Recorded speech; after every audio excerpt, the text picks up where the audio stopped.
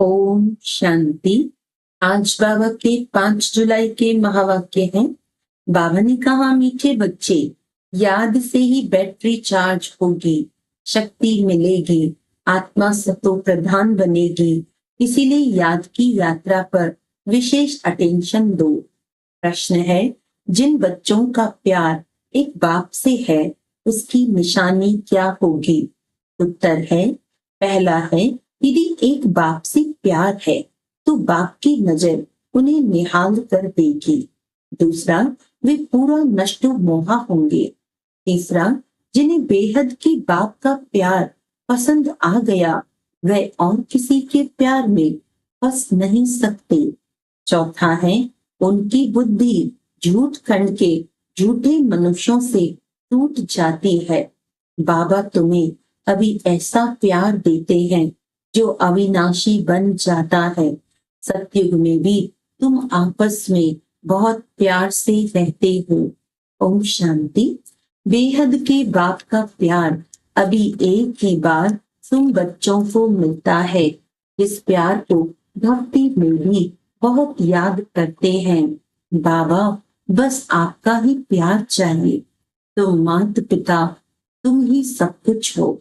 एक से ही आधा कल्प के लिए प्यार मिल जाता है। तुम्हारे इस रूहानी प्यार की महिमा अपरम अपार है। बाप भी तुम बच्चों को शांति धाम का मालिक बनाते हैं। अभी तुम दुख धाम में हो। अशांति और दुख में सब चिल्लाते हैं, धनी धोड़ी किसका नहीं है। इसीलिए भक्ति मार्ग में याद करते हैं, परंतु कायदे से भक्ति का भी समय होता है, आधा कल्प। यह तो बच्चों को समझाया है। ऐसे नहीं कि बाप अंतर्यामी है। बाप को सबके अंदर जानने की दरकार ही नहीं। वह तो थॉट लीडर्स होते हैं, वह भी ये विद्या सीखते हैं। वहां यह बात ही नहीं, बाप आते हैं। यहाँ वह बात ही नहीं, बाप आते हैं। बाप और बच्चे ही ये सारा पाठ बजाते हैं। बाप जानते हैं सृष्टि का चक्र कैसे फिरता है, उसमें बच्चे कैसे पाठ बजाते हैं। ऐसे नहीं कि वह हरेक के अंदर को जानते हैं। ये तो रात को भी समझाया कि हरेक के अंदर तो विकार ही है, बहुत छीछी मनुष्य हैं। बाप आकर बुलबुल इन्हीं फूल बनाते हैं। ये बाप का प्यार तुम बच्चों को एक ही बार मिलता है, जो फिर अविनाशी हो जाता है। वहां तुम एक दो से बहुत प्यार करते हो। अभी तुम मोह जीत बन रहे हो। सतयुगी राज्य को मोह जीत राजा रानी तथा प्रजा का राज्य कहा जाता है।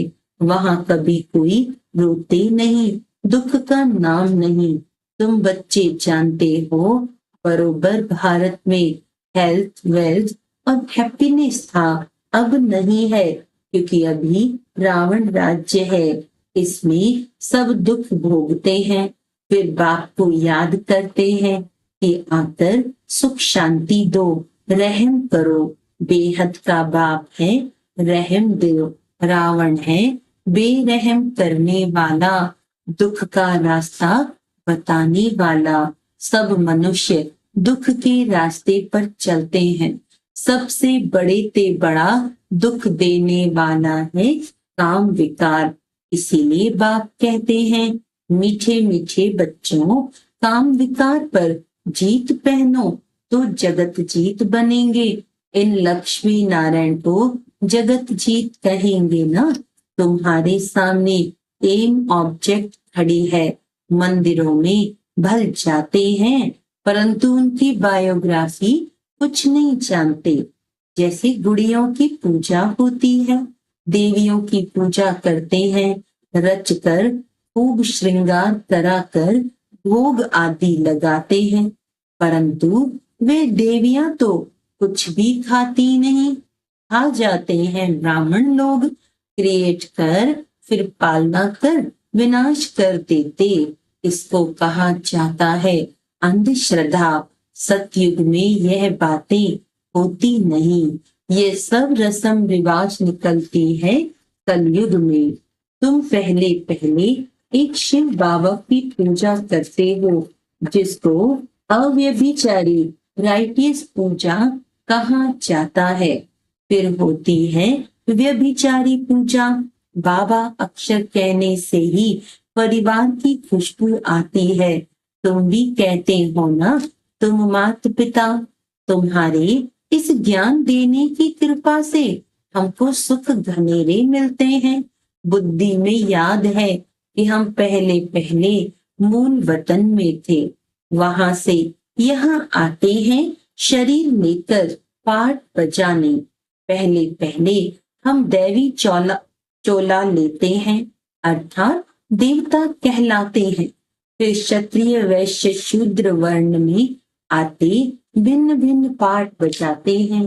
ये बातें तुम पहले नहीं जानते थे।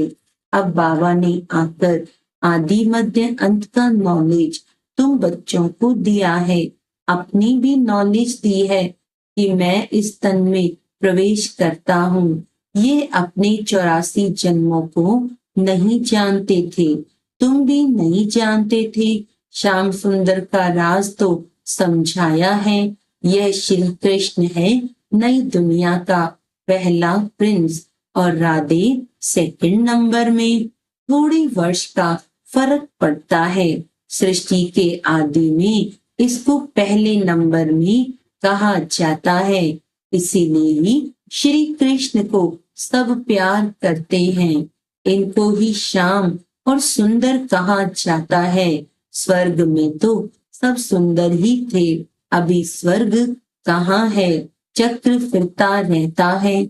ऐसे नहीं कि समुद्र के नीचे चले जाते हैं, जैसे कहते हैं लंका द्वारिका नीचे चली गई। नहीं, ये चक्र फिरता है। इस चक्र को जानने से तुम चक्रवर्ती महाराजा महारानी विश्व के मालिक बनते हो। प्रजा भी तो अपने को मालिक समझती है ना। कहेंगे हमारा राज्य है, भारतवासी कहेंगे हमारा राज्य है। भारत नाम है, हिंदुस्तान नाम रॉन्ग है। वास्तव में आदि सनातन देवी देवता धर्म ही है, परंतु धर्म भ्रष्ट कर्म भ्रष्ट होने के कारण अपने को देवता नहीं कह सकते। ये भी ड्रामा की नूंद है। नहीं तो बाप कैसे आकर फिर से देवी देवता धर्म की स्थापना करे। आगे तुमको भी इन सब बातों का मालूम नहीं था, अब बाप ने समझाया है। ऐसा मीठा बाबा, उनको भी फिर तुम भूल जाते हो। सबसे मीठा बाबा है ना। उन बाकी रावण राज्य में तुमको सब दुख ही देते हैं ना। इसीलिए बेहद के बाप को याद करते हैं, उनकी याद में प्रेम के आंसू बहाते हैं। हे साजन, कब आकर सजनियों से मिलेंगे, क्योंकि तुम सब वो भक्तियों का पति हुआ भगवान। भगवान आकर भक्ति का फल देते हैं, रास्ता बताते हैं और समझाते हैं। ये 5000 वर्ष का खेल है। रचयिता और रचना के आदि मध्य अंत को कोई भी मनुष्य नहीं जानते हैं। रूहानी बाप और रूहानी बच्चे ही जानते हैं, कोई मनुष्य नहीं जानते, देवताएं भी नहीं जानते। ये स्पिरिचुअल फादर ही जानते हैं। वह अपने बच्चों को बैठ समझाते हैं, और कोई भी देहधारी के पास ये रचयिता और रचना के आदि मध्य अंत की नॉलेज हो न सके। ये नॉलेज होती है रूहानी बाप के पास।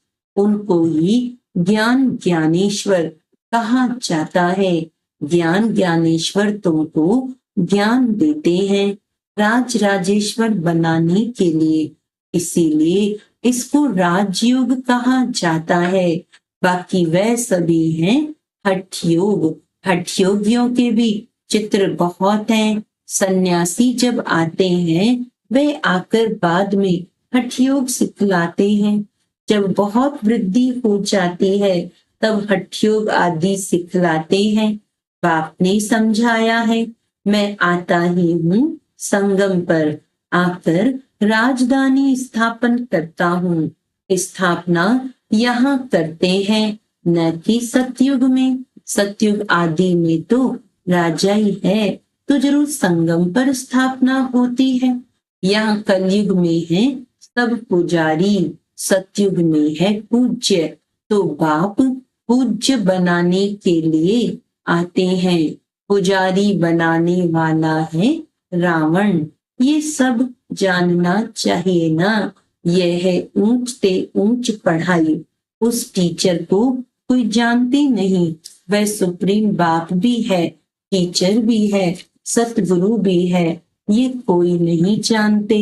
बाप ही आकर अपना पूरा परिचय देते हैं। बच्चों को खुद पढ़ाकर फिर साथ ले जाते हैं।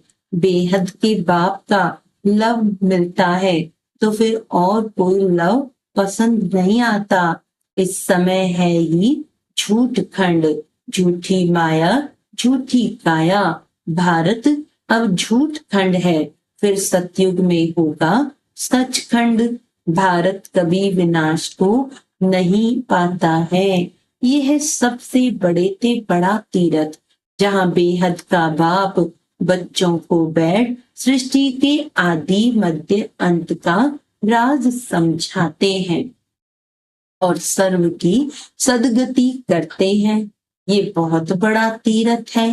भारत की महिमा अपरम अपार है, परंतु यह भी तुम समझ सकते हो। भारत है वंडर ऑफ वर्ल्ड, वह है माया की 7 वंडर्स। ईश्वर का वंडर एक ही है, पाप एक, उनका वंडरफुल स्वर्ग भी एक है। उनको ही हेवन पैराडाइज कहते हैं।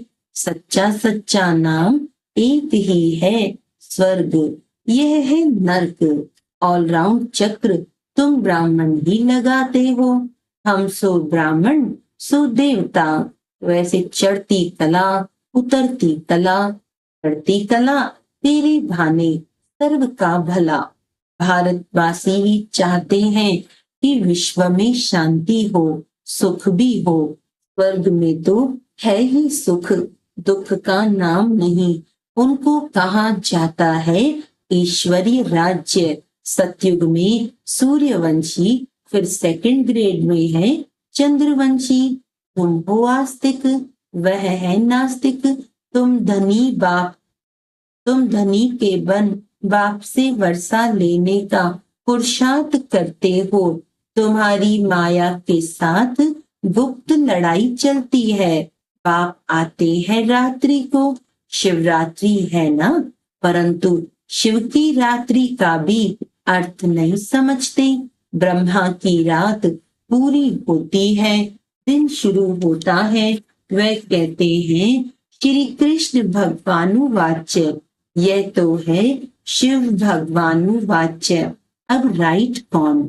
श्री कृष्ण तो पूरे 84 जन्म लेते हैं। बाप कहते हैं मैं आता हूँ साधारण बूढ़े तन में। ये भी अपने जन्मों को नहीं जानते हैं। बहुत जन्मों के अंत में जब पतित बन जाते हैं तो पतित सृष्टि, पतित राज्य में आता हूँ। पतित दुनिया में अनेक राज्य, पावन दुनिया में होता है एक राज्य। हिसाब है ना। भक्ति मार्ग में जब बहुत नौदा भक्ति करते हैं, सिर काटने पर आ जाते हैं, तब उनकी मनोकामना पूरी होती है। बाकी उसमें रखा कुछ भी नहीं है। उसको कहा जाता है नौदा भक्ति। जब से रावण राज्य शुरू होता है, तब से भक्ति के कर्म कांड की बातें मनुष्य पढ़ते पढ़ते नीचे आ जाते हैं। कहते हैं व्यास भगवान ने शास्त्र बनाए, यह सब समझानी है। उसमें 84 जन्म भी दिखाए हैं। सब तो 84 जन्म नहीं लेते हैं। जो शुरू में आए होंगे वही पूरे 84 जन्म लेंगे। यह नॉलेज तुमको अभी ही मिलती है, फिर सोर्स ऑफ इनकम हो जाती है। 21 जन्म कोई अप्राप्त वस्तु नहीं रहती है जिसकी प्राप्ति के लिए पुरुषार्थ करना पड़े। उसको कहा जाता है बाप का एक ही स्वर्ग है, वंडर ऑफ द वर्ल्ड। नाम ही है पैराडाइज। उनका बाप मालिक बनाते हैं। वह तो सिर्फ वंडर्स दिखाते हैं, परंतु तुमको तो बाप उसका मालिक बनाते हैं। इसीलिए अब बाप कहते हैं निरंतर मुझे याद करो, सिमर सिमर सुख पाओ, कलह कलेश मिटे सब तन के, जीवन मुक्ति पद पाओ। पवित्र बनने के लिए याद की यात्रा भी बहुत जरूरी है। मन मना भव तो फिर अंतमति सो गति हो जाएगी। गति कहा जाता है शांति धाम को, सदगति होती है यहाँ। सदगति के अगेंस्ट होती है दुर्गति। अभी तुम बाप को और रचना के आदि मध्य अंत को जान गए हो। तुमको बाप का लव मिलता है। बाप नजर से निहाल कर देते हैं। सन्मुख आकर ही नॉलेज सुनाएंगे ना, इसमें प्रेरणा की तो कोई बात ही नहीं। बाप डायरेक्शन देते हैं, ऐसे याद करने से शक्ति मिलेगी। जैसे बैटरी चार्ज होती है ना, ये मोटर है, इसकी बैटरी डल हो गई है। अब सर्वशक्तिमान बाप के साथ बुद्धि का योग लगाने से फिर तुम तमो प्रधान से सतो प्रधान बन जाएंगे। बैटरी चार्ज हो जाएगी। बाप ही आकर सबकी बैटरी चार्ज करते हैं। सर्वशक्तिमान बाप ही है। ये मीठी मीठी बातें बाप ही बैठ समझाते हैं। वह भक्ति के शास्त्र तो जन्म जन्मांतर पढ़ते आए हो। अब बाप सब धर्म वालों के लिए एक ही बात सुनाते हैं। कहते हैं अपने को आत्मा समझ, बाप को याद करो तो तुम्हारे पाप कट जाएंगे। अब याद करना तुम बच्चों का काम है, इसमें मूझने की तो बात ही नहीं है। पतित पावन एक बाप ही है, फिर पावन बन सब घर चले जाएंगे। सबके लिए ये नॉलेज है। यह है सहज राजयोग और सहज ज्ञान। अच्छा, मीठे मीठे सिखिलदे बच्चों प्रति माता पिता बाप दादा का याद प्यार और गुड मॉर्निंग। रूहानी बाप की रूहानी बच्चों को नमस्ते। हम रूहानी बच्चों की रूहानी बाप दादा को याद प्यार गुड मॉर्निंग, नमस्ते नमस्ते नमस्ते जी। धारणा के लिए मुख्य सार है, सर्वशक्तिमान बाप से अपना बुद्धि योग लगाकर बैटरी चार्ज करनी है। आत्मा को सतो प्रधान बनाना है। याद की यात्रा में कभी मूंझना नहीं है। पढ़ाई पढ़कर अपने ऊपर आपे ही कृपा करनी है। बाप समान प्यार का सागर बनना है। जैसे बाप का प्यार अविनाशी है, ऐसे सबसे अविनाशी सच्चा प्यार रखना है। मोह जीत बनना है। वरदान है, महसूसता की शक्ति द्वारा मीठे अनुभव करने वाले सदा शक्तिशाली आत्मा भव। ये महसूसता की शक्ति बहुत मीठे अनुभव कराती है। कभी अपनी को बाप के नूरे रतन आत्मा अर्थात नैनों में समाई हुई श्रेष्ठ बिंदु महसूस करो। कभी मस्तक पर चमकने वाली मस्तक मणि, कभी अपने को ब्रह्मा बाप के सहयोगी राइट हैंड ब्रह्मा की भुजाएं महसूस करो। कभी अव्यक्त फरिश्ता स्वरूप महसूस करो। इस महसूसता शक्ति को बढ़ाओ तो शक्तिशाली बन जाएंगे। फिर छोटा सा दाग भी स्पष्ट दिखाई देगा और उसे परिवर्तन कर लेंगे। स्लोगन है, सर्व के दिल की दुआएं लेते चलो। सर्व के दिल की दुआएं लेते चलो तो आपका पुरुषार्थ सहज हो जाएगा। अच्छा, आज का अव्यक्त इशारा है, जिसका आपके प्रति शुभ भाव है उसके प्रति आप भी शुभ भाव रखते हो, उपकारी पर उपकार करते हो। यह कोई बड़ी बात नहीं है, लेकिन कोई आपको बार बार गिराने की कोशिश करे, आपके मन को डगमग करे, फिर भी आपको उसके प्रति सदा शुभ चिंतक का अचल अटल भाव हो। बात के कारण भाव न बदले, कोई अपकार करे, आप उस पर अपकार को उपकार में परिवर्तन कर दो, तब कहेंगे कमाल। अच्छा, ओम शांति।